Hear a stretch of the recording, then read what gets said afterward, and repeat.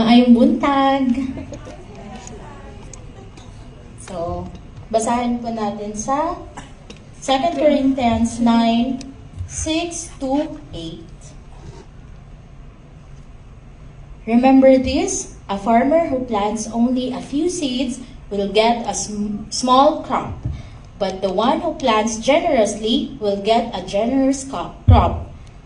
You must each decide in your heart how much to give, and don't give reluctantly or in response to pressure.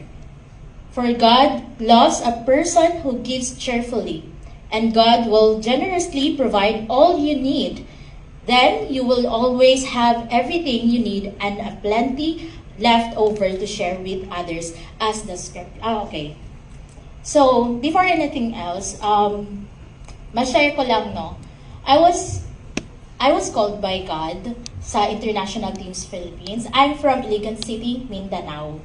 So, wala talaga akong kakilala dito sa Luzon. And first time ko din mapunta actually sa Manila. And nakapunta na po ako through international team sa mga misyon sa Singapore, Malaysia, Thailand, and last trip namin is Hong Kong. Now, my testimony is about the mission trip sa Hong Kong. Nung time kasi noon is undecided pa akong sumama sa Hong Kong. And nung naka-decide na ako, sabi ko kay Ma'am Cathy, Ma'am Cathy, hindi muna ako magbabayad ng 4,000. Kasi yun muna yung gagawin kong budget sa Hong Kong. Hong Kong, Macau. 4,000 lang. So, let's do the math. So, ayun na nga po. Diba, kung iisipin natin, 4,000 for Hong Kong, Macau trip, and 2 weeks kaming nandun, okay pa ba yung 4,000?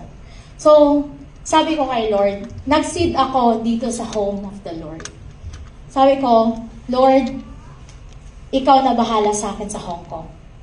I don't know kung anong mangyayari, basta ikaw na po bahala. And thank God naman, hindi ako nagutom, hindi ako pinabayaan ng Lord, bumuhos yung pagpapala sa amin doon sa Hong Kong and Macau. And mas nakadala pa ako, nakapamili pa nga ako ng pasalubong for my family and of course for friends, kaysa sa Thailand na mas mura. Very, yung expensive yung cost of living ng Hong Kong, di ba po? So, makikita mo talaga yung how is God, di ba? How God is able na makabigay sa'yo ng kailangan mo. Di ba nandito sa, and God will generously provide all you need.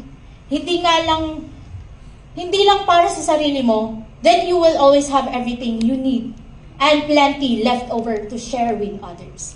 Di ba po? Okay po. Taas na po natin ang ating mga tithes and offering.